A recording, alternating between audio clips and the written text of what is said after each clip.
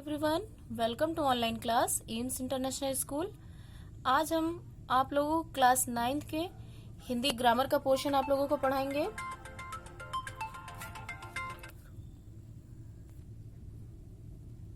और ग्रामर में हम आपको आज का चैप्टर है शब्द रचना, ये पढ़ाने जा रहे हैं। सबसे पहले जानेंगे मूल शब्द, उपसर्ग और प्रत्यय। तो रूढ़ शब्द दूसरे शब्दों के मेल से नहीं बनते, जैसे नाक, कान, मुंह, पेट इत्यादि। इन शब्दों के खंड सार्थक नहीं होते, अतः ये मूल हैं। जैसा कि आपने देखा, नाक, कान, मुंह, पेट इत्यादि, ये क्या है? इसके अगर खंड करेंगे तो इसकी कोई भी मीनिंग नहीं होगी, अतः ये क्या है? ये मूल रूप से हैं।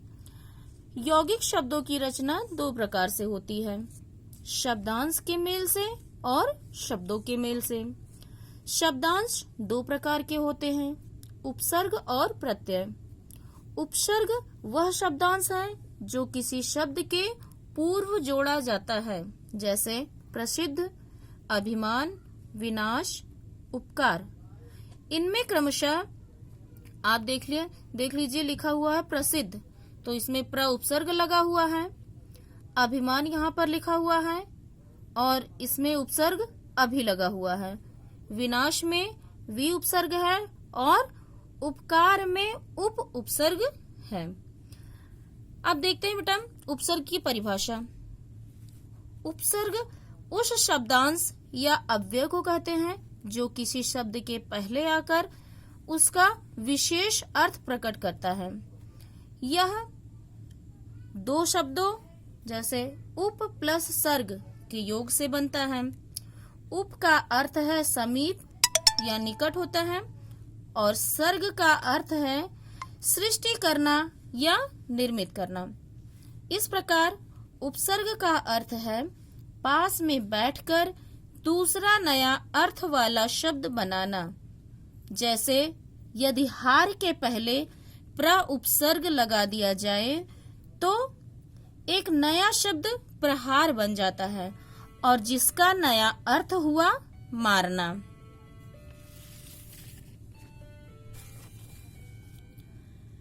संस्कृत में शब्दों के पहले लगने वाले कुछ निश्चित शब्दांशों को ही उपसर्ग कहते हैं और शेष को अव्यय कहते हैं।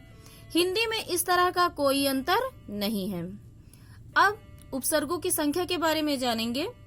उपसर्गों की संख्या, हिंदी में जो उपसर्ग मिलते हैं वे संस्कृत, हिंदी और उर्दू भाषा के हैं। इन भाषाओं से प्राप्त उपसर्गों की संख्या इस तरह निश्चित की गई है। संस्कृत उपसर्ग 19 हैं, हिंदी उपसर्ग 10 और उर्दू उपसर्ग 12 हैं। इनमें से प्रत्येक इस प्रकार से हैं। और ये है हमारी ग्रामर की बुक। अब आप यहाँ पर देखिए हिंदी संस्कृत उपसर्ग, ये उपसर्ग दिया हुआ है यहाँ पर। पहला देखते हैं अति उपसर्ग। अति का मतलब होता है अधिक और इसका शब्द रूप जो बना हुआ है जैसे अतिकाल, अतिरिक्त, अतिशय, अत्यंत, अत्याचार, अतियुक्त और अतिव्याप्ति, अतिक्रमण इत्यादि। ये इतने शब्द अति उपसर्ग लगा करके बनाए गए हैं। आगे देखते हैं अधि। अधि का मतलब होता है श्रेष्ठ, ऊपर या समीप। जैसे यहाँ पर अधि उपसर्ग लगाकर शब्द बना है अधिकरण, अधिकार, अधिराज, आध्यात्म, अध्यक्ष, अधिपति इत्यादि।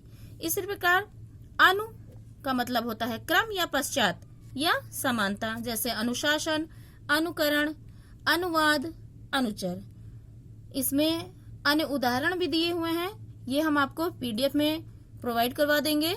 आप लोग वहां से इसको अपने कॉपी में नोट कर लीजिएगा। आगे देखिए अप मतलब होता है लघुता या हीनता। इसका शब्द है अपमान, अपशब्द, अपहरण। अगला है अभि। अभि का अर्थ होता है समीप, जैसे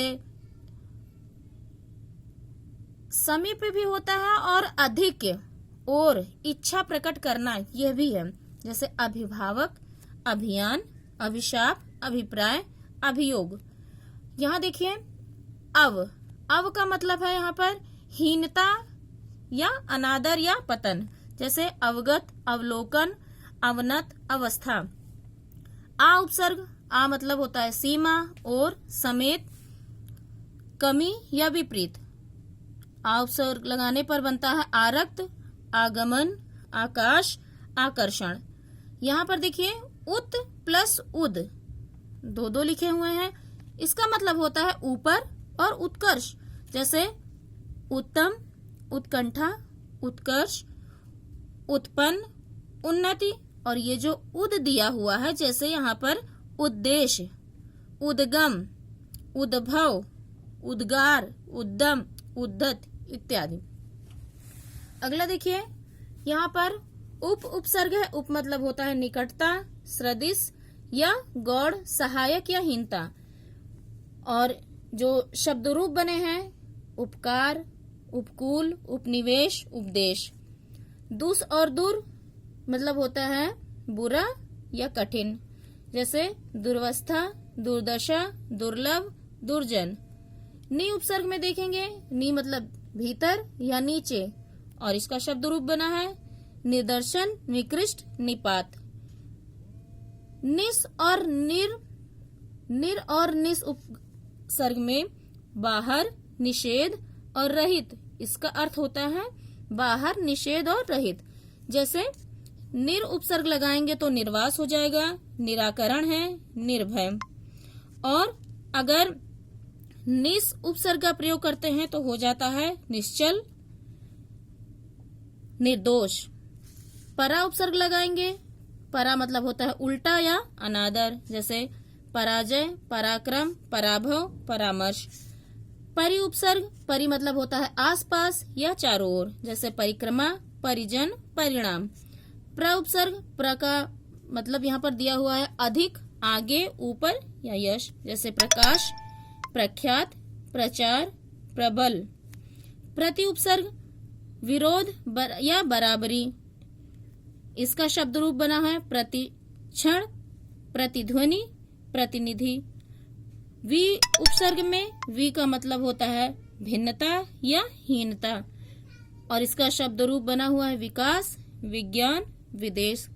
सम मतलब होता है पूर्णता या संयोग। जैसे संकल्प, संग्रह, संतोष।